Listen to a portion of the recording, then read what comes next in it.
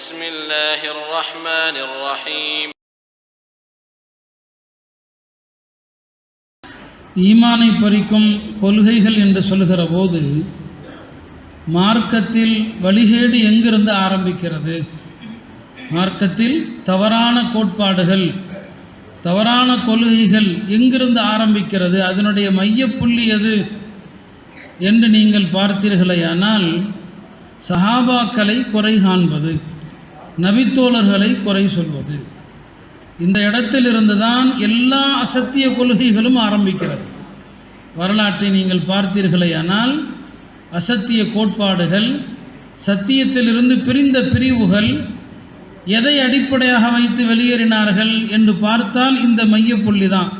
சஹாபா பெருமக்களை, நபித்தோழர்களை குறை கூறுவது, இதிலிருந்து தான் ஆரம்பிக்கிறது. எனவே நாம் இங்கே ஆரம்பமாக சஹாபா பெருமக்கள் யார், ஏன் அவர்களை விமர்சிக்கக்கூடாது, அவர்களை விமர்சிப்பதால் மார்க்கத்திற்கு என்ன ஆபத்து ஏற்படும் என்பதை நாம் அங்கிருந்து புரிந்து கொண்டாக வேண்டிய கட்டாயம் இருக்கிறது. பெருமானார் ஸல்லல்லாஹு அலைஹி வஸல்லம் அவர்களும் சத்தியத்திற்கான அளவுகோலாக வெறும் திருக்குர்ஆனையும் தன்னுடைய வழிமுறையை மட்டுமே சொல்லிவிட்டு போகவில்லை. சத்தியத்திற்கான அளவுகோல் அடிப்படை என்பது குர்ஆனும் ஹதீஸும் மாத்திரமல்ல, மூன்றாவதாக ஒன்றையும் சொன்னார்கள். மா அன அலைஹி வ அஸ்ஹாபி, நானும் எனது தோழர்களும் எந்த வழியில் இருக்கிறோமோ அதுதான் சத்தியத்திற்கான அடிப்படை. அப்படியானால் ஹிதாயத்தினுடைய பாதை என்பது வெறும் குர்ஆன் ஹதீஸில் நிற்பதல்ல. அந்த குர்ஆன் ஹதீஸின்படி வாழ்ந்து காட்டிய சத்திய தோழர்கள், சஹாபா பெருமக்கள், அவர்கள் காட்டிய பாதை, அதில் செல்வதுதான் சத்தியத்திற்கான பிரதான அடிப்படையாக இருக்கிறது. ஏனென்று சொன்னால் நீங்கள் எந்த இயக்கத்தையும் எடுத்து பாருங்கள், அவர்கள் சஹாபாக்களை விமர்சிப்பதில் ஆரம்பிக்கிறாங்க. இஸ்லாத்திலே பிரிவுகள் எப்போது ஆரம்பிக்கிறது? ஹஜ்ரத் அபூபக்கருடைய காலத்தில் முஸ்லிம்களிடையே பிரச்சனை கிடையாது. பொய்யாக தன்னை நபி என்று சிலர் வாதிட்டார்கள். அதை பற்றி இன்ஷா அல்லாஹ் நான் சொல்வேன். ஆனால் முஸ்லிம்களுக்குள் ஏதாவது பிளவுகள் இருந்ததா? கிடையாது. ஹஜ்ரத் சையதுனா உமர் ரலியல்லாஹு அன்ஹுடைய காலத்தில் முஸ்லிம்கள் எல்லோரும் ஒரே அணிதான். இன்ன ஹாதிஹி உம்மத்துக்கும் உம்மத்தன் வாஹிதா, ஒரே சமுதாயம், ஒரே உம்மத்தாக தான் இருந்தாங்க. அது வரைக்கும் பிரச்சனை இல்லை. ஹஜ்ரத் உஸ்மான் ரலியல்லாஹு அன்ஹு அவர்கள் எப்போது ஷஹீதாக்கப்படுகிறார்களோ அப்போதுதான் உம்மத்தில் முதலாக பிரிவினை தோன்றுகிறது. அந்த பிரிவினைவாதிகள் பிரச்சனை எங்கிருந்து ஆரம்பிக்கிறார்கள்? சஹாபாக்களை குறை கூறுவதிலிருந்து தான் ஆரம்பிக்கிறாங்க. ஹஜ்ரத் உஸ்மான் அவர்களை குறை சொன்னாங்க, அவர்களுடைய ஆட்சியை குறை சொன்னாங்க, அவர்கள் என்னென்ன தவறுகள் செய்ததாக குறை சொன்னார்கள். இப்படியே படிப்படியாக ஆரம்பித்து ஒரு கட்டத்திலே ஹஜ்ரத் அலி அவர்கள் ஷஹீதாக்கப்படும் போதுதான் உம்மத்திலே முதன்முறையாக 3 வகையான பிரிவுகள் வருகிறது. அஹ்லுஸ் சுன்னா யார்? அல்லாஹ்வுடைய வேதத்தையும் பெருமானாருடைய வழிமுறைகளையும் உறுதியாக பற்றி பிடிக்கிற, அதே நேரத்தில் நபித்தோழர்களுடைய தூய்மையை பாதுகாப்பவர்கள், பெருமானார் ஸல்லல்லாஹு அலைஹி வஸல்லம் அவர்களுடைய தூய்மையை பாதுகாப்பவர்கள். எனவேதான் அந்த அவர்களுடைய பெயரில் அல் ஜமாஅ என்று சொன்னால் சஹாபா பெருமக்களுடைய புனிதத்தையும் அவர்களது தூய்மையையும் பாதுகாக்கிற கூட்டம் என்று பொருள். இவங்க தான் சஹாபாக்களுடைய அந்த அடிப்படையில் இருப்பவர்கள். மற்றொரு கூட்டம் யார்? ஹாரிஜியாக்கள். இவர்கள் எப்படி பிரிந்து சென்றார்கள்? பல சஹாபாக்களை விமர்சித்தார்கள், சஹாபாக்களை பாவிகள் என்று சொன்னார்கள், அல்லாஹ் பாதுகாக்கணும். சில சஹாபாக்களை காஃபிர்கள் என்று சொன்னார்கள். இவர்கள் ஒரு அணியாக வந்தாங்க. அதற்கு பிறகு ஷியாக்கள், இன்னைக்கும் உலகத்தில் சில பாதிகள் இருக்கிறாங்க. இவர்களும் அதே போலத்தான் ஒரு 15 சஹாபாக்களை தவிர மற்ற எல்லா சஹாபாக்களையும் வழிகட்டவர்கள் என்று சொன்னாங்க. பிரச்சனையின் ஆரம்பத்தை நீங்கள் பார்த்தீர்கள் என்றாலே புரியும். சஹாபா பெருமக்களை விமர்சிப்பதில் இருந்துதான் உம்மத்திலே பிளவுகள் ஆரம்பிக்கிறது. பிளவுகள் அங்கிருந்து தான் தோன்றுகிறது. இன்றைக்கு இருக்கக்கூடிய இந்த நவீன இயக்கவாதிகள், இவர்களும் நபித்தோழர்கள் குறித்து, சஹாபா பெருமக்கள் குறித்து என்னவெல்லாம் இவர்கள் பேசியிருக்கிறார்கள் என்று பார்த்தீர்களேயானால் அதே இவர்களது முன்னோடிகள் ஹாரிஜியாக்களும் ஷியாக்களும் என்ன விமர்சனங்களை வைத்தார்களோ அதைத்தான் இவர்களும் வைக்கிறாங்க. அந்த அடிப்படையில் தான் நம்ம சொல்கிறோம், வழிகேடுகள், குழப்பங்கள், கொள்கை குழப்பங்கள் எல்லாவற்றினுடைய துவக்க மையப்புள்ளி சஹாபா பெருமக்களை விமர்சிப்பது. அப்படியானால் நாம் அவர்களுடைய மகத்துவத்தை புரிய வேண்டும். ஏன்னா இன்றைக்கு பேசக்கூடியவர்கள், இயக்கவாதிகள், அசத்தியத்தை பேசக்கூடியவர்கள், தங்களுடைய நாவன்மை, தங்களுடைய பேச்சாற்றல், அவர்கள் எடுத்து சொல்கிற விதத்தில் இன்றைய வாலிபர்கள் கவரப்பட்டு, இன்றைய வாலிபர்கள் ஈர்க்கப்பட்டு, அவர்கள் சொல்வது சத்தியம் போன்ற ஒரு மாய தோற்றத்தை அவர்கள் வாலிபர்களிடையே உருவாக்குறாங்க.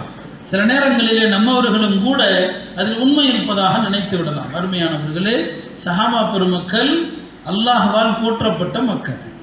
அல்லாஹ் வேற எந்த நபியினுடைய தோழர்களையும் புகழ்ந்தது கிடையாது.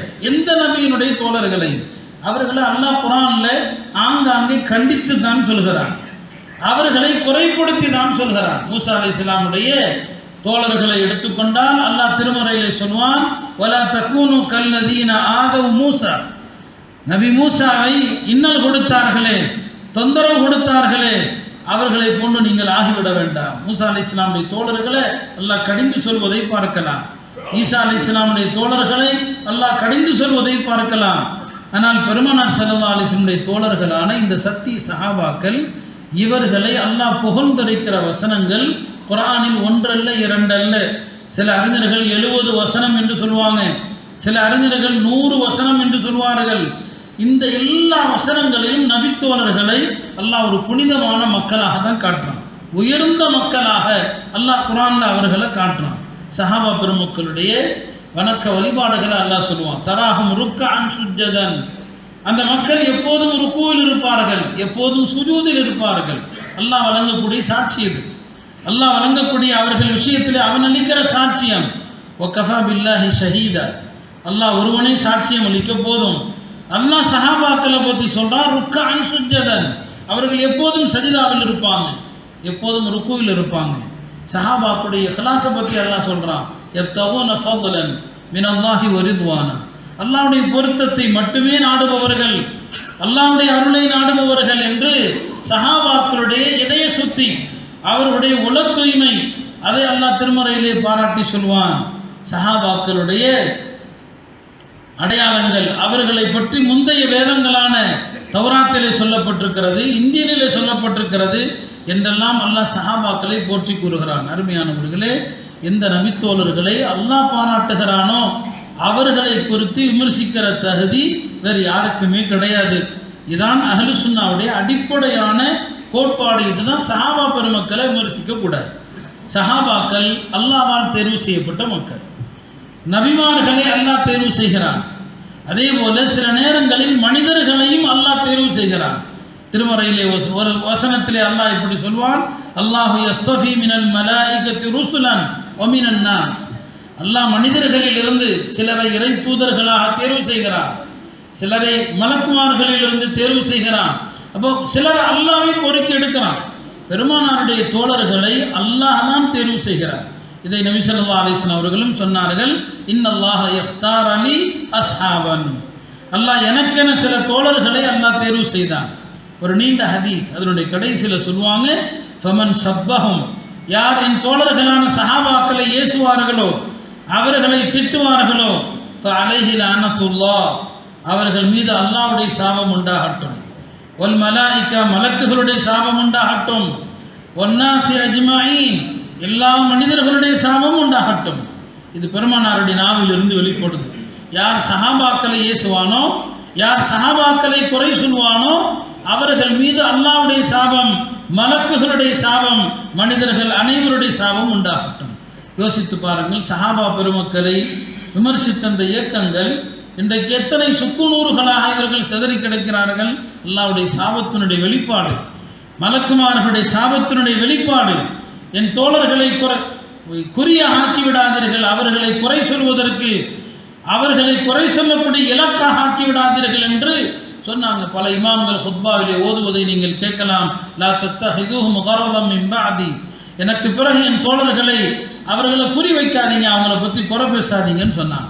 அப்போ சஹாபா பெருமக்கள் குறித்து பெருமானார் ஸல்லல்லாஹு அலைஹி வஸல்லம் அவர்கள் ஏராளமான ஹதீஸுகள் இருக்குது. ஒரு சஹாபி ஒரு இடத்துல மௌத்தாகிறாருன்னா, ஒரு ஊர்ல ஒரு சஹாபி மௌத்தாகிறாருன்னு சொன்னா, அந்த பகுதி மக்களுக்கு அந்த சஹாபி மறுமை நாளில் ஒலியாக வருவார், அவர்களுக்கு தலைவராக வருவார் என்று பெருமானார் ஸல்லல்லாஹு அலைஹி வஸல்லம் அவர்கள் ஒரு ஹதீஸில் குறிப்பிட்டாங்க. இப்படி எத்தனையோ ஹதீஸுகள், ஒன்றல்ல இரண்டல்ல, பல ஹதீஸுகள் சஹாபா பெருமக்கள் பற்றி பெருமானார் சொன்னாங்க. அதுக்கு காரணம் என்ன? உம்மத்தில் பின்னால் இப்படியெல்லாம் அவர்களை விமர்சிக்கிற ஒரு கூட்டம், அவர்களை குறை சொல்லுகிற ஒரு கூட்டம் வரும் என்பதனால தான் என் தோழர்களை விமர்சிக்க கூடாதுன்னு சொன்னாங்க. அருமையானவர்களை, நாளை மறுமை நாளிலே நாம் செய்த அமல்கள் நிறுக்கப்படும், ஈசானில் தராசில் நிறுக்கப்படும். அமல்கள் நிறுக்கப்படுவது போல ஒவ்வொரு மனிதனுமே நிறுக்கப்படுவான், ஒவ்வொரு மனுஷனும் நிறுக்கப்படுவான். இப்போ இந்த உலகத்தில் சாப்பிட்டு உடலை வளர்த்தவர்களும் இருக்கிறாங்க, இந்த உலகத்தில் ரூஹ் ஆன்மாவை வளர்த்தவர்களும் இருக்கிறாங்க. உடலை உண்டு கொடுக்க செய்தவர்கள், ஆன்மாவை வளர்த்தவர்கள். நாளை மறுமை நாளிலே அமல்கள் எடை போடப்படுவது போல நம்முடைய உடலையும் எடை போடப்படும். ஹதீஸ்ல வருது, ஒரு மனிதன் நல்ல உலகத்திலே வாழுகிற காலத்திலே நன்றாக உண்டு கொளுத்த ஒரு மனிதனை கொண்டு வரப்படும். அவன் உடலிலே கொளுத்திருப்பான், தராசிலே வைக்கப்பட்டால் ஒரு கொசுவின் ரெக்கை கூட சமம் ஆமாட்டான். ஆனால் ஒரு மூமின் மெலிந்து காணப்படுவார், தராசில் அவருடைய வெயிட்டு கனமாக இருக்கும். சஹாபா பெருமக்களை பற்றி அப்படியும் பெருமானார் சொன்னாங்க. ஹஜ்ரத் இப்னு மஸ்ஊத் ரலியல்லாஹு அவர்கள், இவர்கள் அதிகமாக குறை சொல்கிற, அதிகமாக இவர்கள் விமர்சிக்கின்ற தோழர்களில் இப்னு மஸ்ஊத் ரலியல்லாஹு அவர்களும் ஒருவர். ஹஜ்ரத் இப்னு மஸ்ஊத் ரலியல்லாஹு அவர்களை பற்றி பெருமானார் சொன்னாங்க, ஒரு முறை அவர்கள் நபி ஸல்லல்லாஹு அலைஹி வஸல்லம் அவர்களுக்காக மரத்தின் மீது ஏறி மிஸ்வாக் குச்சியை பறிக்கிறதுக்காக ஏறினாங்க. அப்படி ஏறின நேரத்தில் காற்று வீசியதில் அவங்களுடைய கீழே லுங்கி கொஞ்சம் அப்படியே விலகினதில் அவங்களுடைய பாதங்களை சில பேர் பார்த்து சிரிச்சாங்க. ஏன்னா ரொம்ப மெலிந்த கணைக்கால்கள், அதை பார்த்து சில பேர் யதார்த்தமாக சிரிச்சிட்டாங்க. நபி ஸல்லல்லாஹு அலைஹி வஸல்லம் சொன்னாங்க, அவருடைய காலை பார்த்து நீங்கள் சிரிக்கிறீங்க, ஆனால் அந்த கால் மறுமையிலே மீசானிலே தராசிலே உஹது மலையை விட கனமாக இருக்குன்னு சொன்னாங்க. இந்த கால் உஹது மலையை விட கனமாக இருக்குன்னு சொன்னாங்க. இதுதான் நான் சொன்னேன், மனிதனும் எடை போடப்படுவான் மறுமையில். அவர் சஹாபா பெருமக்கள் தோற்றத்திலே மெலிந்தவர்கள், கணைக்கால் சிறுத்தவர்கள். இந்த கணைக்காலை பார்த்து நீங்கள் சிரிக்கிறீர்கள், லஹுவ அஸ்கலு ஃபில் மீசானி யௌமுல் கியாமா, மறுமை நாளில் அஸ்கலு மின் உஹதின், உஹது மலையை விட கனமானது என்று பெருமானார் ஸல்லல்லாஹு அலைஹி வஸல்லம் அவர்கள் ஒரு சஹாபியினுடைய கணுக்காலை பற்றி சொல்றாங்க. அருமையானவர்களே, சஹாபா பெருமக்கள் ஒவ்வொருவருக்கு ஒரு அந்தஸ்து இருக்குது. பத்ரில் கலந்து கொண்டவர்கள், அவங்களுக்கு ஒரு அந்தஸ்து. பத்ரில் கலந்து கொண்டவர்கள் எப்படிப்பட்ட புனிதர்கள் சொன்னா, வாழ்க்கையில அவங்க என்ன தவறு செஞ்சாலும் அல்லாஹ்வே மன்னிச்சிட்டான். நம்ம பேசக்கூடாது.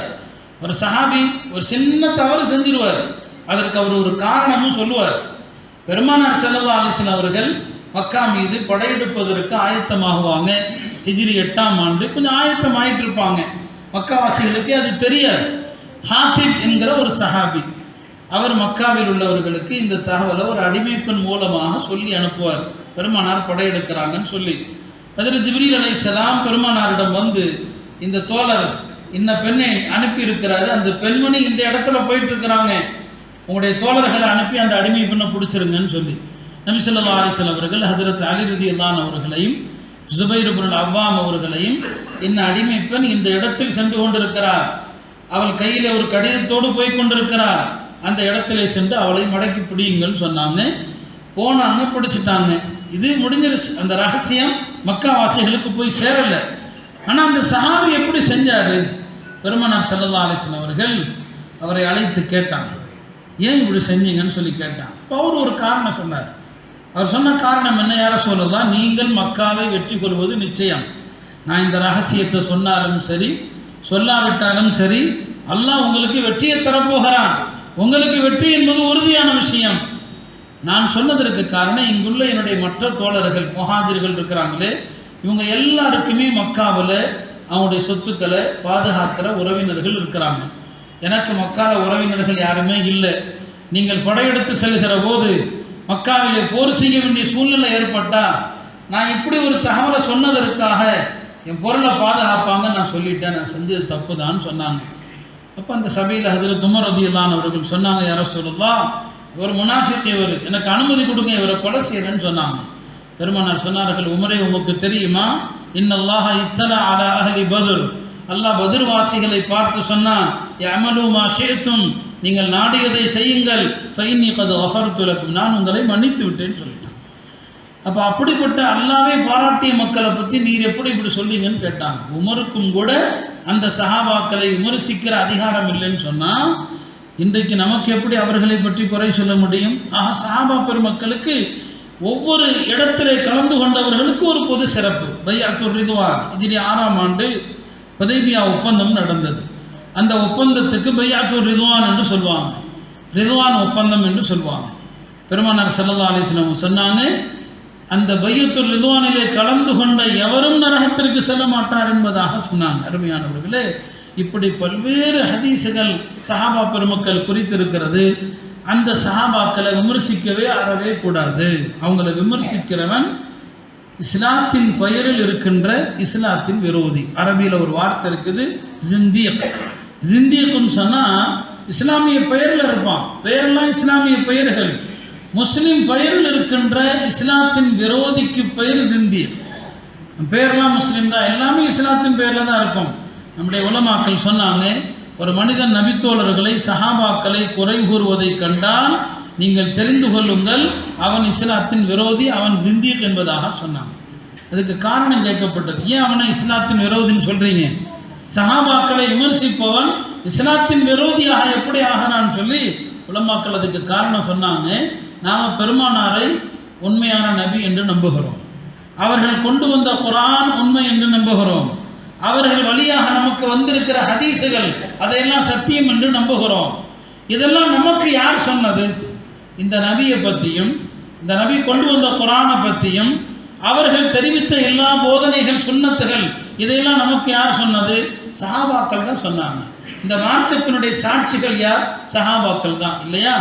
ஒரு வழக்கில் சாட்சிகள் பொய்யர்கள் என்று நிரூபிக்கப்பட்டால் அந்த வழக்கே பொய்யாகிவிடும். அதே போலதான் இந்த மார்க்கத்தினுடைய சாட்சிகள் சஹாபாக்கள்.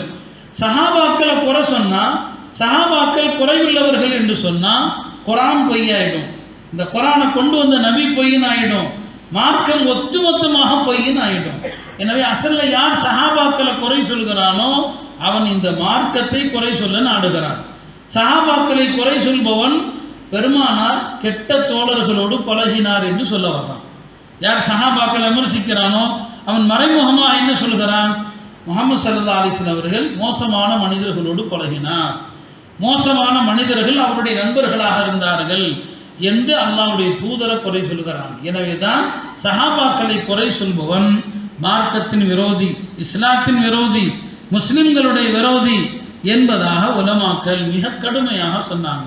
ஹாரிஜியாக்கள் ஷியாக்கள் எல்லாம் இந்த மார்க்கத்தை வெறுத்தாங்க.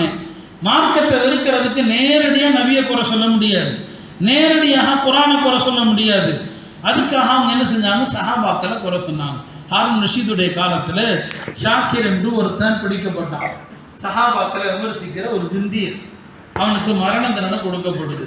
ஹாரூன் ரஷீத் அவன்கிட்ட கேட்டாரு, எப்போ நீங்கள்லாம் உங்களுடைய பிள்ளைங்களுக்கு, ஏன்னா அந்த கூட்டத்தினர் அவர்களது பிள்ளைகளுக்கு முதல்ல எதை கற்றுக் கொடுப்பாங்கன்னா சப்பு சஹாபா, சஹாபாக்களை திட்டணும், சஹாபாக்களை திட்டுவது தான் முதல்ல கற்றுக் கொடுக்கப்படும். நாம் மக்தபில் நம்ம பிள்ளைங்களுக்கு ஈமானியாத்துகள் சொல்லிக் கொடுப்போம், ஈமானை முஜ்மலை சொல்லிக் கொடுப்போம், ஈமானை முஃபஸ்ஸலை சொல்லிக் கொடுப்போம், படிப்படியாக கொள்கை சார்ந்த பல விஷயங்களை சொல்லிக் கொடுப்போம்.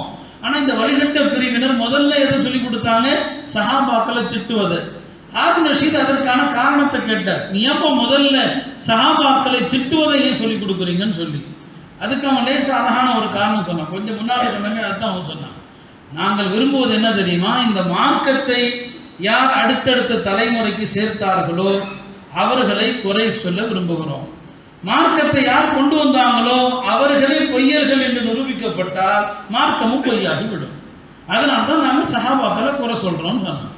இதே தான் இன்றைய இயக்கத்தில் இருக்கக்கூடிய பலரும் கூட சஹாபா பெருமக்களை விமர்சித்து தனி நூல்கள் எழுதியிருக்கிறாங்க, தனியா நூல்கள், பெரும் பெரும் சஹாபாக்களை எல்லாம் விமர்சித்து.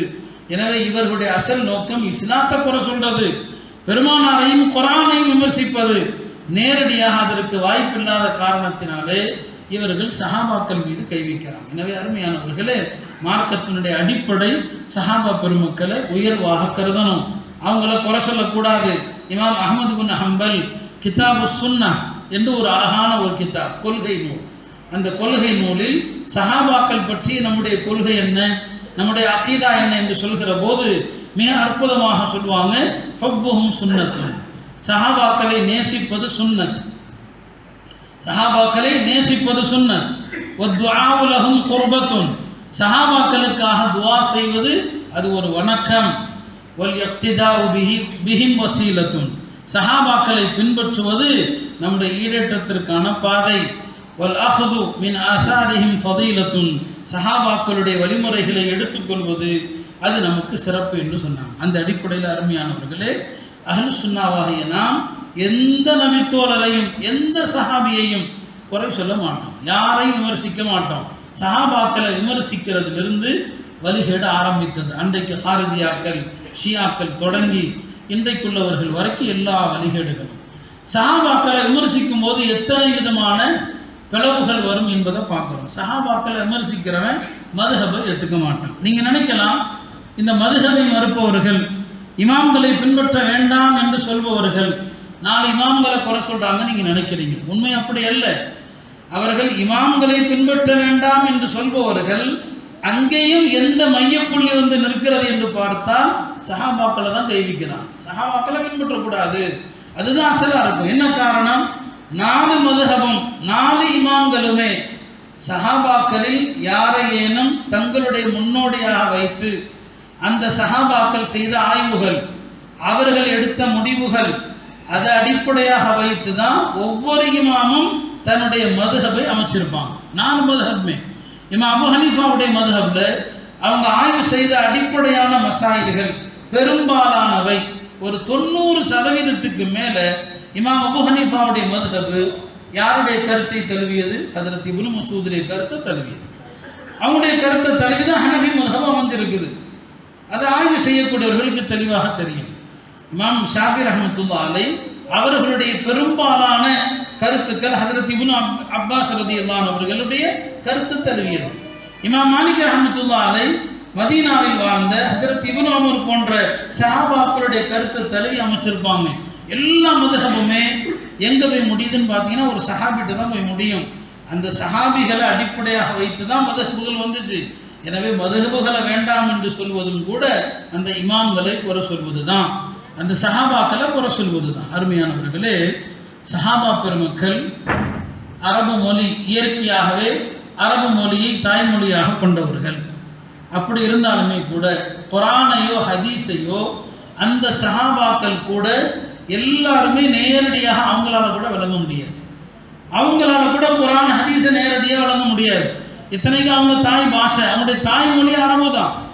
அரபு மொழியாக இருந்தாலுமே கூட எல்லா சஹாபாக்களும் குர்ஆனிலிருந்து ஹதீஸிலிருந்து சட்டங்களை சொல்லுகின்ற, ஃபத்வாவை சொல்லுகின்ற சட்ட மேதைகளாக இருந்தாங்களான்னா கிடையாது.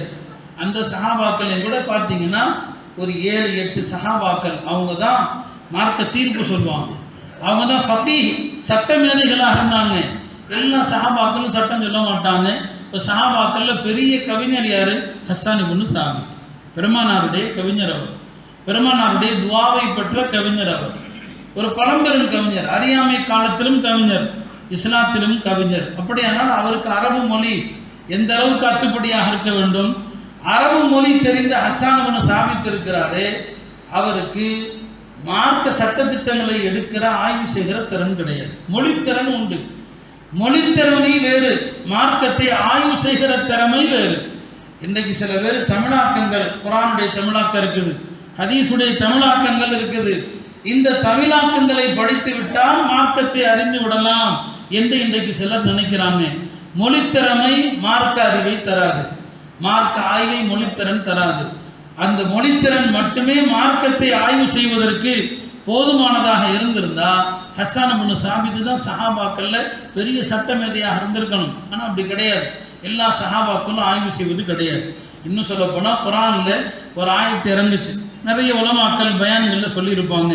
அல்லாஹ் ரமதானுடைய இரவு காலத்துல ஆரம்பத்துல தூங்கிட்டாலே நோன்பு ஆரம்பிச்சிடும். தூங்குற வரைக்கும் சாப்பிடலாம், தூங்குற வரைக்கும் பருகலாம். தூங்கிட்டா 10 மணிக்கு தூங்கிட்டா அதுல இருந்து நோன்பு ஆரம்பிச்சிடும். நோன்பு கடமையான ஆரம்பத்துல அப்படிதான் சட்டம் இருந்துச்சு. பிறகு அல்லாஹ் தஆலா அந்த சட்டத்தை லேசாக்கலாம். காலையில சுபுஹுடைய வக்து வருகிற வரை சாப்பிடலாம், குடிக்கலாம், மனைவியரோடு சேரலாம் என்று அல்லாஹ் திருமறையில ஒரு வசனத்தின் வழியாக அந்த சட்டத்தை மாத்தலாம். இப்ப காலையில சுபுஹு பாங்கு, சுபுஹு சாதிக் என்று சொல்லுவோம்.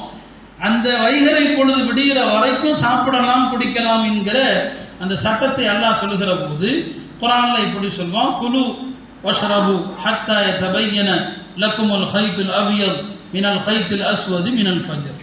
நீங்கள் சாப்பிடுங்கள், பருகுங்கள், குடியுங்கள், கருப்பு கயிறிலிருந்து வெள்ளை கயிறு தருகிற வரை. இப்படித்தான் அல்லாஹ் சொன்னான், கருப்பு கயிறிலிருந்து வெள்ளை கயிறு தருகிற வரைக்கும். இப்போ கருப்பு கயிறிலிருந்து வெள்ளை கயிறு தெரிகிறதுனா என்ன?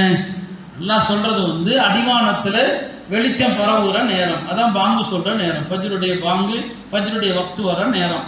அது அல்லாஹ் கருப்பு கயிறு போய் வெள்ளை கயிறு வர்றது, அடிவானத்தில் வெளிச்சம் பரவுறதுன்னு அல்லாஹ் சொல்றான். இந்த ஆயத்து இறங்குற நேரத்தில் ஒரு சஹாபி அவர் நிஜமாகவே கருப்பு கயிறு வெள்ளை கயிறுங்கிறத நிஜமாவே எடுத்துக்கிட்டு இரவுல படுக்கைக்கு போகும்போது தன்னுடைய தலவாணிக்கு கீழே ஒரு கருப்பு கலர்ல ஒரு கயிறு, வெள்ளை கலர்ல ஒரு கயிறு வச்சுட்டு படுத்தார். எடுத்து பார்த்தார், கயிறு தெரியுதான்னே பார்த்தாரு.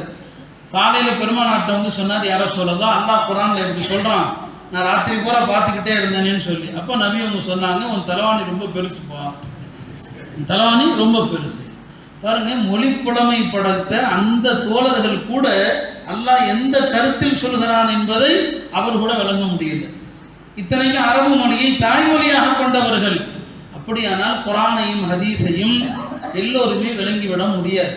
அதற்கென்று பல்வேறு தகுதிகள் இருக்கிறது. ஆய்வு செய்வதற்கு பல்வேறு தகுதிகள் உண்டு.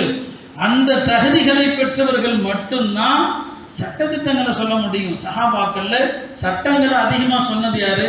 ஹஜ்ரத் ஆயிஷா ரலியல்லாஹு அன்ஹா, ஹஜ்ரத் இப்னு மஸ்ஊத் ரலியல்லாஹு அவர்கள், ஸைத் இப்னு சாபித் அவர்கள், ஹஜ்ரத் இப்னு அப்பாஸ், ஹஜ்ரத் இப்னு உமர். இது மாதிரி ஒரு 7 பேர் தான் சட்டங்கள் சொல்லியிருப்பாங்க, ஃபத்வாக்கள் சொல்லியிருப்பாங்க. மற்ற சஹாபாக்கள் அவங்களே இந்த சஹாபாக்கள்கிட்ட தான் கேட்பாங்க, இவங்கள்ட்ட போய் தான் அவங்களே கேட்பாங்க. இப்போ சஹாபாக்களே தக்லீது செஞ்சாங்க. தம்மை விட மார்க்கத்தை அறிந்தவர்களை அவங்க பின்பற்றினார்களே தவிர குர்ஆன் ஹதீஸை டைரக்டா பின்பற்றணும், குர்ஆன் ஹதீஸை நேரடியாக எடுத்துக்கொள்ளணும் என்பது சஹாபாக்களிடமே கிடையாது. ஆக வழிகேடு என்பது இப்படி பல வகையான வழிகேடுகள்ல குர்ஆன் ஹதீஸ் போதும் என்பதாக வந்தாங்க. சஹாபாக்களுடைய ஆய்வுகளை மறுத்து தான் இப்படிப்பட்ட வழிகேடுகள் உம்மத்தில் தோன்றியதை பார்க்கிறோம். அருமையானவர்களே, சஹாபாக்களுடைய கல்வியை பற்றி மஸ்ரூக் என்கிற ஒரு தாபியை சொன்னாங்க. நான் சொல்ல வர்றது, இன்னைக்குள்ள சில நூல்களை படிச்சுட்டாலே பெரிய மேதை, பெரிய அறிஞர் என்று கருதி கொள்றாங்க. குர்ஆனை படிக்கிறது, ஹதீஸை படிக்கிறதுனால மார்க்க ஞானம் வராது என்பதற்காக சொல்றேன். மஸ்ரூக் சொன்னாங்க, நான் பல சஹாபாக்களை பார்த்துருக்கிறேன். ஒவ்வொரு சஹாபியும் ஒரு நீர் தடாகத்தை போல, அவர் சொன்னார், ஒரு நீர் தடாகத்தை போல. நீர் தடாகங்கள்ல சிறியதும் இருக்கும், சற்று நடுத்தரமானதும் இருக்கும், ரொம்ப பெரிய நீர் தடாகமும் இருக்கும். ஒரு நீர் தடாகம் அது ஒரே ஒருத்தருடைய தாகத்தை மட்டும் தீர்க்கும். இன்னொரு நீர் தடாகம் 2 பேருடைய தாகத்தை தீர்க்கும். கொஞ்சம் பெருசா இருந்தா 10 பேருடைய தாகத்தை தீர்க்கும். சஹாபாக்களும் இப்படிதான் இருந்தாங்க. இப்னு மஸ்ஊத் ரலியல்லாஹு அவர்களை பத்தி சொன்னாங்க, அவர் எப்படிப்பட்ட நீர் தடாகம் சொன்னா, அதற்கு அருகில் ஒரு பெரிய சமுதாயமே தங்கினாலும் சரி எல்லோருடைய தாகத்தையும் தீர்க்கக்கூடிய தடாகம்னு சொன்னாங்க. என்ன அர்த்தம் இது? அவ்வளவு பெரிய கல்விமான் இப்னு மஸ்ஊத் ரலியல்லாஹு அவர்கள். எல்லா சஹாபாக்களுடைய இல்மும் அவர்கிட்ட சேர்ந்துருந்துச்சு. அந்த இப்னு மஸ்ஊத் அவங்ககிட்ட இருந்துச்சு. இப்னு மஸ்ஊத் ரலியல்லாஹு அவர்கள் கூஃபாவுக்கு வந்தாங்க. கூஃபாவில் மிகச்சிறந்த மாணவர்களை உருவாக்குனாங்க. அந்த மாணவர்கள் வழியாக நமக்கு கிடைத்த மதுஹப் தான் இன்றைக்கு எதை ஹனஃபி மதுஹப் என்று சொல்லுகிறோமோ அது இமாம் அபூ ஹனீஃபா ரஹ்மத்துல்லாஹி அலைஹி அவங்களுடைய மாணவர்கள் எல்லாம் இப்னு மஸ்ஊத், அவங்களுடைய ஆசிரியர்கள் இப்னு மஸ்ஊத் வழியாக வந்தவர்கள் தான். இப்படித்தான் மதுஹப் எல்லாம் வந்தது. நிறைய அருமையானவர்களே, இயக்கவாதிகள் சொல்வதில் எல்லா விஷயத்தையும் நம்மால் நேரடியாக பேசுவதற்கு அவகாசம் இல்லை. இதெல்லாம் பொய்யான போலியான சில வாதங்களை வைத்து வாலிபர்களை ஏமாற்றி கொண்டு குர்ஆன் ஹதீஸ்ங்கிற ஒரு மாய தோற்றம், வார்த்தையில் குர்ஆன் ஹதீஸ்ங்கிற கவர்ச்சியான வார்த்தைகள், தௌஹீத் என்கிற கவர்ச்சியான வார்த்தைகள், இந்த வார்த்தையில வாலிபர்கள் மயங்கி அதற்குள் இருக்கிற அசத்தியத்தை, அதற்குள் இருக்கிற போலித்தனத்தை விளங்காம ஏமாந்து கொண்டிருக்கிறாங்க. நாமும் நம்முடைய முன்னோர்கள் உலமா பெருமக்கள் 4 பெரும் இமாம்கள் இந்த ஷரியத்தை லேசாக்கி கொடுத்தாங்க. மார்க்க சட்டங்களை குர்ஆனில் இருந்து ஹதீஸிலிருந்து பல சட்டங்களை நமக்கு எளிதாக்கி கொடுத்தாங்க. அவர்கள் வழியாக கிடைக்கப்பட்ட அதுதான் இன்றைக்கு நமக்கு ஷரியத். அதை பின்பற்றுவதில் தான் நமக்கு ஈடேற்றம் இருக்கிறது. எனவே இவர்களுடைய சஹாபாக்களை விமர்சிக்கிற, இமாம்களை விமர்சிக்கிற, மதுஹபுகளை விமர்சிக்கிற இவர்களுடைய சூழ்ச்சியிலிருந்து அல்லாஹ் நம்மை எல்லாம் பாதுகாக்க வேண்டும். அடுத்தபடியாக அருமையானவர்களே, இவர்கள் என்னதான் வழிகட்டவர்கள் தான், இமாம்களை ஏற்க மறுக்கிறவங்க, ஃபிக்ஹை ஏற்க மறுக்கிறவங்க வழிகட்டவர்கள். ஆனாலும் கூட இவர்கள் காஃபிர்கள் அல்ல. நம்ம யாரையும் காஃபிர்னு சொல்ல மாட்டோம். இவர்கள் காஃபிர்கள் கிடையாது. இவர்களை விட ஆபத்தானவர்கள் தான் ஹஜரத் அவர்கள், நம்முடைய நவாப் பரக்கத்தில் ஹஜரத் அவர்கள் சொன்னாங்க, இந்த குழப்பங்கள்ல காதியானி குழப்பம், 19 கூட்டம், இன்று பல்வேறு வகையான சில கூட்டங்களை எல்லாம் சொன்னாங்க.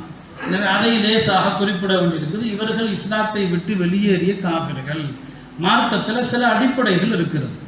ஒரு மனிதன் இஸ்லாம் என்கிற இந்த வட்டத்திற்குள் இருக்க வேண்டும் என்று சொன்னால் சில அடிப்படைகளை ஏற்றாதான் முஸ்லீமா இருக்க முடியும். அந்த அடிப்படைகளை மறுத்தான் சொன்னால் இஸ்லாத்தை விட்டு வெளியே போயிடுவான். அந்த வகையில் உம்மத்தினுடைய ஒருமித்த கருத்து என்ன? பெருமானாருடைய இறுதி நபித்துவம், பெருமானார் ஹாத்தமுன் நபியீன், இதை ஏற்பது ஈமானுடைய அடிப்படைகளில் ஒன்று. வெறுமனே ரசூல் ஸல்லல்லாஹு அலைஹி வஸல்லம் அவர்கள் அல்லாஹ்வுடைய தூதர் என்று சொன்னால் மட்டுமே பத்தாது. அல்லாஹ்வுடைய இறுதி தூதர், கடைசி தூதர் என்று ஒரு முஸ்லிம் நம்பினால்தான் அவர் முஸ்லீமாக இருக்க முடியும். பெருமானாருடைய கடைசி இறுதி நபித்துவத்தில் ஒருத்தன் சந்தேகப்பட்டா கூட காஃபிரா போயிடும். பெருமானாருடைய இறுதி நபித்துவத்தில் சந்தேகப்பட்டால், என் பின்னால் ஒரு நபி வர முடியாதா, என் பின்னால் ஒரு நபி வரக்கூடாதா என்று ஒருத்தனுக்கு சந்தேகம் வந்தால் கூட காஃபிரா போயிடுவான். அந்த அளவுக்கு ரசூல் ஸல்லல்லாஹு அலைஹி வஸல்லமுடைய இறுதி நபித்துவம் என்பது மிக மிக உறுதி செய்யப்பட்ட ஒரு விஷயம். அந்த விஷயத்தில் ஒரு லேசான சந்தேகம் கூட வரக்கூடாது. ஆரம்பத்தில் பேசின இந்த பகத்தினுடைய ஜமாத்துல்மா தலைவர் சொன்னாங்க, இஜ்மான்னு சொன்னாங்களே. இஜ்மானா என்ன? உம்மத்துடைய அறிஞர் பெருமக்கள் எல்லோருமே ஒரு கருத்தில் ஒன்றுபட்டால் அதற்கு பேர் இஜ்மா. உம்மத்துடைய அறிஞர்கள் அறவே கருத்து வேறுபடாம ஒரு விஷயத்துல ஒன்றுபட்டா அதுக்கு பேர் இஜ்மா சொல்லுவாங்க. உம்மத்துல ஏற்பட்ட முதல் இஜ்மா என்ன தெரியுமா? உம்மத்துல ஏற்பட்ட முதல் இஜ்மா சஹாபாக்கள் அத்தனை பேரும் சேர்ந்து ஒருமனதாக இந்த உம்மத்துல ஏற்பட்ட இஜ்மா எதுன்னு சொன்னா, பெருமானாருக்கு பின்னால் யாரேனும் தன்னை நபி என்று ஒருவன் சொன்னால் அவனை எதிர்த்து போர் செய்ய வேண்டும், அவனை கொல்ல வேண்டும். இதான் உம்மத்தில் ஏற்பட்ட முதல் இஜ்மா. அது யாருடைய காலத்தில் ஏற்பட்டது? அதில் சையதுனா அபூபக்கர் தானுடைய காலத்தில் முசைலிமா என்பவன் தன்னை நபின்னு சொன்னான். முசைலிமா தன்னை நபின்னா எல்லா சஹாபாக்களும் சேர்ந்து முசைலிமாவோடு போரிட்டாங்க. முசைலிமாவை ஒழித்தார்கள், முசைலிமாவை கொலை செஞ்சாங்க. இதான் சொல்லப்படுது. இதான் அவ்வளவு இஜ்மா. இந்த உம்மத்தில் ஏற்பட்ட முதல் இஜ்மா என்னன்னா ஹத்மி நபுவத்து தான். பெருமானாரோடு இறுதி நபித்துவம். நபித்துவம் என்பது முடிந்து விட்டது. இனி யாரேனும் நபித்துவம் குறித்து பேசினால், தன்னை நபின்னு சொன்னான்னு சொன்னா அவனை எதிர்த்து போர் செய்ய வேண்டும், அவன் கொல்லப்பட வேண்டியவன், மரண தண்டனை கொடுக்கப்பட வேண்டியவன்.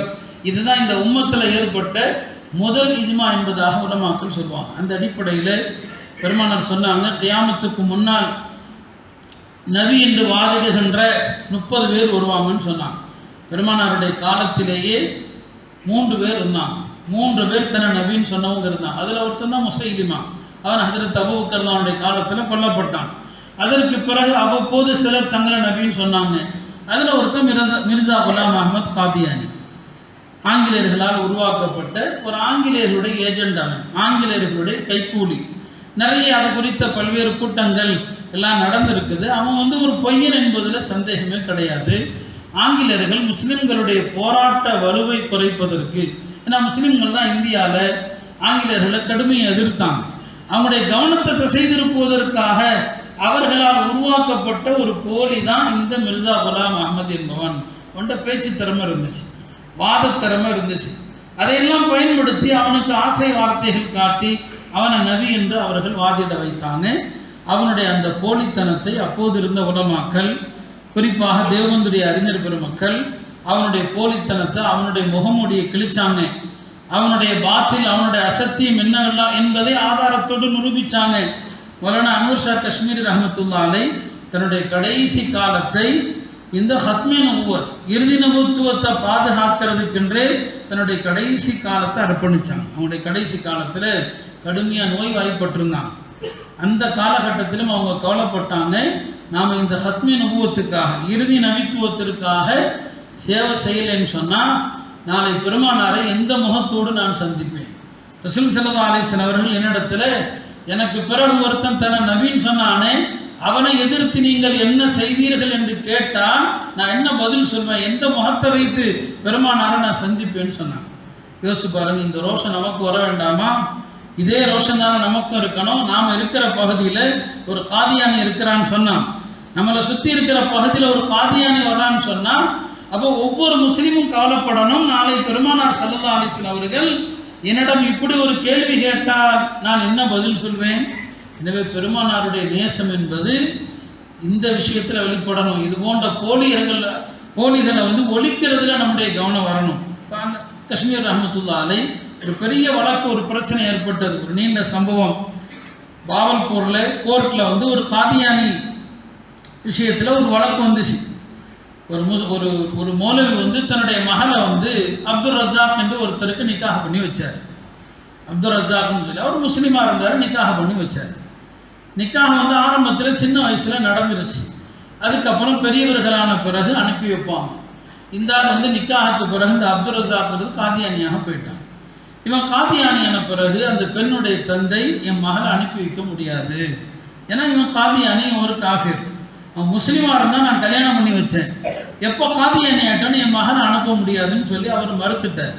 அப்போ அந்த காதியானி கோர்ட்டுக்கு போறான். கோர்ட்டில் ஒரு நீண்ட வழக்கு. அது அந்த வழக்கில் காதியானி வக்கீல் எப்படியோ அந்த நீதிபதியுடைய மனசை மாற்றி இந்த பொண்ணை இவரோட அனுப்பியாகணும், காதியானிகளும் முஸ்லீம்கள் தான் என்றெல்லாம் பல்வேறு குழப்பங்கள் செஞ்சாங்க. அந்த நேரத்தில் இந்த வழக்கில் வாதாடுவதற்காக மௌலானா அனுஷா காஷ்மீரி அவங்க தன்னுடைய மாணவர்களோடு ஹஜ்ஜுக்கு தயாராகிட்டு இருக்கிறாங்க. ஹஜ்ஜுக்கு போகிறதற்கு ரெடி ஆகிட்டு இருக்கிறாங்க. இப்போ இந்த வழக்கு கண்டிப்பாக போய் ஆக வேண்டும், ஏன்னா இது சாதாரண விஷயம் அல்ல. மௌலானா அவர்கள் தன்னுடைய மாணவர்கள்ட்ட சொன்னாங்க, நம்ம ஹஜ்ஜுக்கு போகிறத விட இந்த வழக்கை போய் சந்திக்கிறதா நமக்கு முக்கியம். கடுமையாக நோய்வாய்ப்பட்ட நேரத்திலையும் கூட இந்த கோர்ட்டுக்கு போகிறாங்க.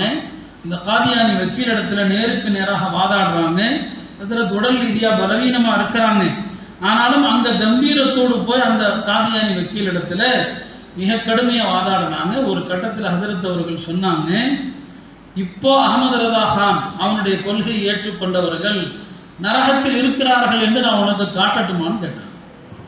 நரகத்தில் இருப்பதை இப்போ நான் காட்டட்டுமான்னு கேட்டான். அந்த காதியானி வக்கீல் அப்படியே ஆடி போயிட்டான். அல்லாஹ்வுடைய நல்லடியார்களுக்கு அந்த உறுதி இருந்துச்சு. அவங்க நினைச்சிருந்தா காட்ட முடியும், சும்மா ஒன்றும் சொல்லலை. அல்லாஹ் நினைச்சா அந்த அற்புதத்தை அல்லாஹ்வுடைய அடியார்களுக்கு காட்டுவான். இப்போ என்னால் காட்ட முடியும், மிர்சா என்கிற பொய்யன் நரகத்தில் இருக்கிறான் என்று சொன்னாங்க. அதுக்கப்புறம் தான் அந்த வழக்கில் தீர்ப்பு முஸ்லீம்களுக்கு சாதகமாக வந்தது. அவங்களுடைய ஹயாத்தில் வரல. அனுஷா காஷ்மீர் ரஹ்மத்துல்லாஹி அலைஹி வாதாடிட்டு வந்துட்டாங்க. வந்த பிறகு சொன்னாங்க, என்னுடைய ஹயாத்திலேயே இந்த தீர்ப்பு வறுமையானால் அந்த தீர்ப்பை நானே படித்துக் கொள்வேன். ஒருவேளை என்னுடைய மௌத்துக்கு பிறகு இந்த தீர்ப்பு வறுமையானால் என்னுடைய மண்ணறையில் அந்த தீர்ப்பை வாசியுங்கன்னு சொன்னாங்க. அருமையானவர்களை, இப்படியெல்லாம் தங்களுடைய காலத்தை இந்த அசத்தியவாதிகளை எதிர்த்து அவங்கள அந்த அசத்தியத்தை ஒழிப்பதற்காக அர்ப்பணித்தவர்கள் இந்த உலமா பெருமக்கள். சமுதாயத்துக்கு எந்த ஆபத்து எந்த ரூபத்தில் வந்தாலும் அதற்காக தியாகம் செய்கிறவர்கள் உலமா பெருமக்கள் தான். இது ஒரு பக்கம் காதியானி ஃபித்னா. உலகத்தில் பல இடங்கள்ல கிளைகளை பரப்பி அவங்க ஒரு பக்கம் வேலை செய்கிறாங்க.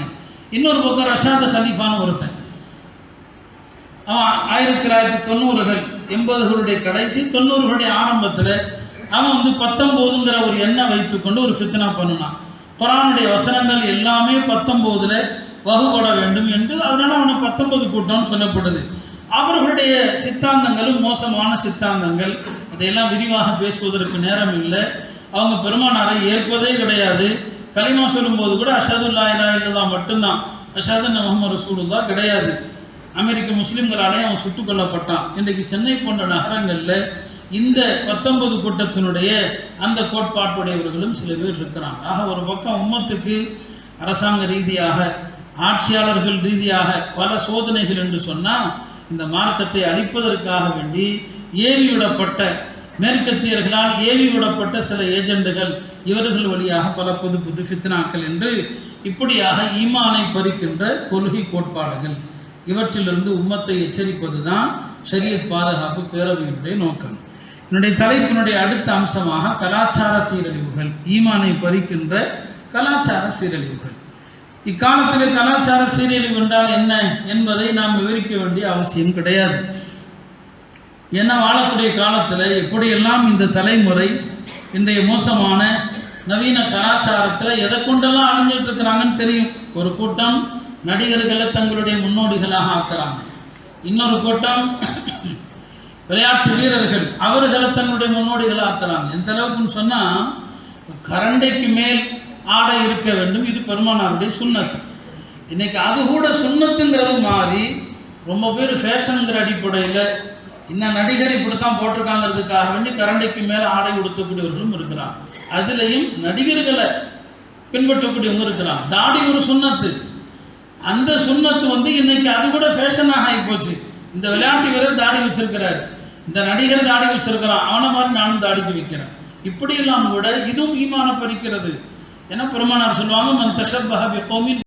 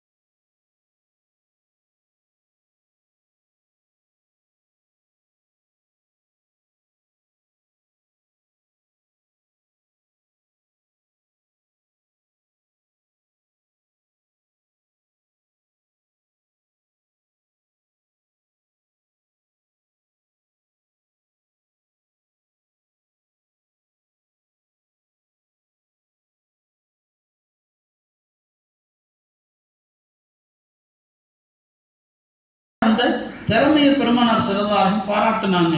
வாலிபர்களை நம்மளும் பாராட்டணும், அவங்கள தட்டி கொடுக்கணும். ஹஜ்ரத் அபூ ஹுரைரா ரலியல்லாஹு அவர்கள், அவருக்கு பெருமானாருடைய ஹதீஸ் தான் வாழ்க்கையே, அதுதான் அவருக்கு சாப்பாடும், அதுதான் அவருக்கு தூக்கமும், அதுதான் ஹதீஸை கேட்டால் போதும். அவரே சொல்வார், எனக்கு வயிறு நிரம்புறதை பற்றி கவலை இல்லை, பெருமானாருடைய ஹதீஸ் தெரியணும். ஹதீஸில் அவருடைய ஆர்வத்தை பாருங்க, அதை பெருமானார் பாராட்டினாங்க. ஒரு முறை ஹஜ்ரத் அபூ ஹுரைரா கேட்டாங்க, யா ரசூலல்லாஹ் மன் அஸாபுன் நாஸ் பி ஷஃபாஅத்திக யௌமல் கியாமா, கியாமத் நாளில் உங்களுடைய ஷஃபாஅத்துக்கு மிக தகுதியானவர்கள் யாருன்னு கேட்டாங்க. உங்களுடைய தகுதியானவர் யாரு? கேள்விக்கு நேரடியாக பெருமானார் பதில் சொல்லியிருக்கலாம். அதுக்கு முன்னால் இப்படி ஒரு கேள்வியை கேட்டதுக்காண்டி அவரை பாராட்டுறார். என்ன சொன்னாங்க? அபூ ஹுரைரா, எனக்கு தெரியும் இந்த கேள்வியை நீங்கள் தான் முதல்ல கேட்பீங்க, நீங்கள் தான் இந்த கேள்வியை முதல்ல கேட்பீங்க, ஏன்னா உங்களுக்கு ஹதீஸில் அவ்வளோ ஆர்வம் இருக்குது. இப்போ அவருடைய கல்வி தேடல், அதை பெருமானார் ஸல்லல்லாஹு அலைஹி வஸல்லம் அவர்கள் பாராட்டுறாங்க. பெருமானார் ஸல்லல்லாஹு அலைஹி வஸல்லம் அவர்கள் அதை ஊக்குவிக்கிறாங்க. நம்முடைய வாலிபர்களிடத்துல மார்க்க தேடல் இருந்தால் அதை ஊக்குவிக்கணும். ஒரு இமாம்கள் இடத்துல வாலிபர்கள் மார்க்கத்தை பற்றி கேட்குறாங்கன்னு சொன்னால் அந்த இமாம் அதை அலட்சியப்படுத்தக்கூடாது. இந்த வாலிபர்களுடைய ஆர்வத்தை பாராட்டணும், அவங்கள உற்சாகப்படுத்தணும். இதையெல்லாம் சில நேரத்தில் நம்ம செய்ய தவறும் போது கூட அவங்க தவறான சிந்தனைகளில் போய் சிக்கி வர்றாங்க. ஹஜ்ரத் அலி ரலியல்லாஹு அவர்களிடத்துல பெருமானார் ஸல்லல்லாஹு அலைஹி வஸல்லம் அவர்கள் சொன்னாங்க, அலியே நீங்கள் மக்களிடையே தீர்ப்பு செய்யுங்கள், மக்களிடையே தீர்ப்பு செய்யுங்கன்னு சொல்லி. ஹஜ்ரத் அலி ரலியல்லாஹு அவர்கள் சொன்னாங்க, யா ரசூலல்லாஹ், நான் எப்படி தீர்ப்பு செய்வது?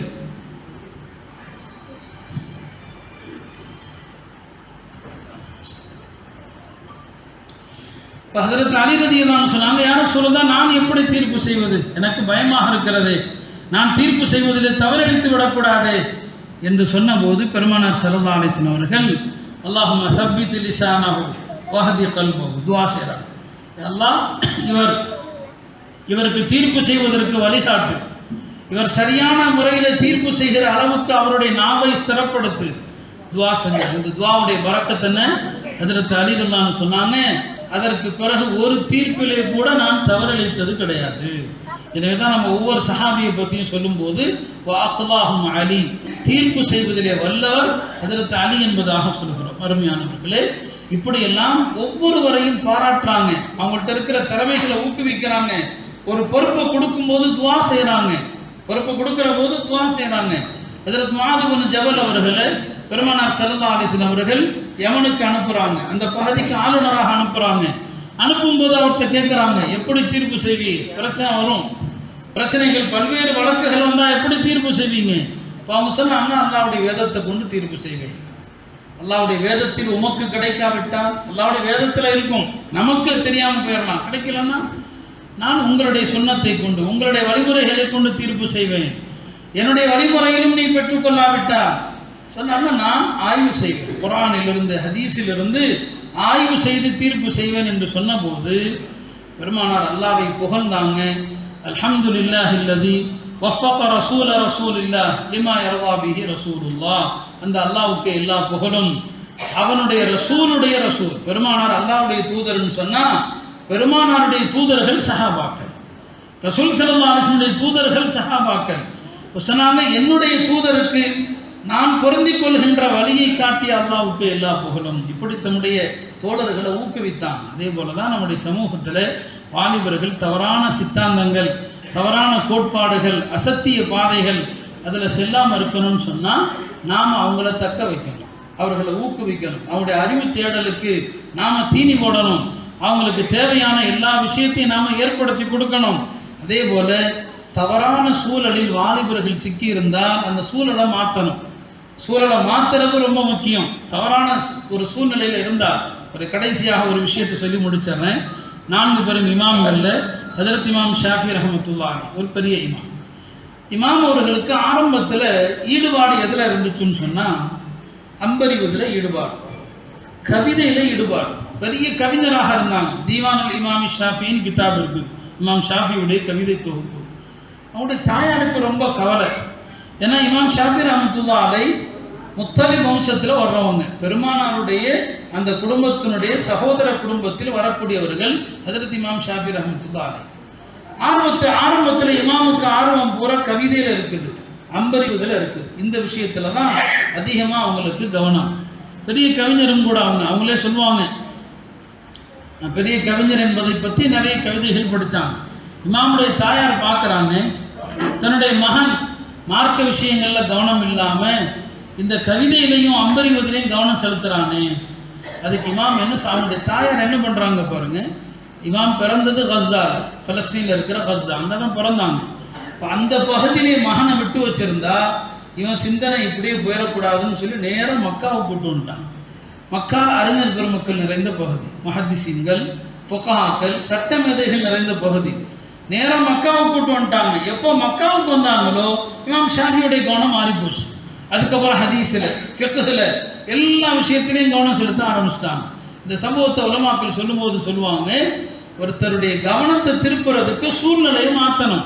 அதே போல தான் இன்றைய வாலிபர்களுடைய சூழல்களை மாற்றி அவர்களை சரியான பாதையில் கொண்டு வரக்கூடிய முயற்சிகளிலும் உலமா பெருமக்கள் ஈடுபட வேண்டும். அந்த வகையில் தான் இந்த ஷரியத் பாதுகாப்பு பேரவை தொடர்ந்து பல்வேறு நல்ல விஷயங்களை, சமுதாயத்தை, குறிப்பாக வாலிபர்களை சரியான வழியிலே செலுத்துவதற்கான பல ஏற்பாடுகளை செய்து வருவதனுடைய ஒரு தொடர்ச்சி தான் இந்த கூட்டம். அருமையானவர்களே, தவறான இயக்கங்கள், கொள்கைகள், அவர்களை பற்றி நிறைய பேசலாம். அதே நேரத்தில் அசத்தியத்தை ரொம்பவும் பேசக்கூடாது.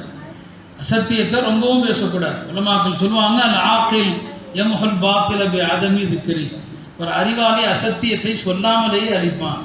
ரொம்ப சொன்னாலும் ஆபத்து, விரிவாக சொல்லவும் கூடாது. ஆனால் அசத்தியம் என்று புரிந்து கொள்வது அவசியம். எனவே வாலிப பெருமக்கள் வெறுமனே பேச்சுக்களை கேட்டு மயங்காம, உண்மை நிலை, யதார்த்தம் என்ன, சஹாபாக்குடைய அந்தஸ்து என்ன, சஹாபாக்குடைய ஆய்வுகள் எப்படிப்பட்டது, இமாமுடைய ஆய்வுகள், அதன் மீதெல்லாம் நம்பிக்கை கொள்ள வேண்டும். எல்லாம் அல்ல அல்லாஹ் சமுதாயத்தில் உள்ள எல்லா அசத்தியங்களிலிருந்தும் நம்மை பாதுகாத்து ஈமானுக்கு விளைவிக்கின்ற எல்லா தவறான கோட்பாடுகள், கலாச்சாரங்களை விட்டும் அல்லாஹ் பாதுகாப்பானாக. வாஹிர் தாவானா அல்ஹம்துலில்லாஹி ரப்பில் ஆலமீன். அஸ்ஸலாமு அலைக்கும்.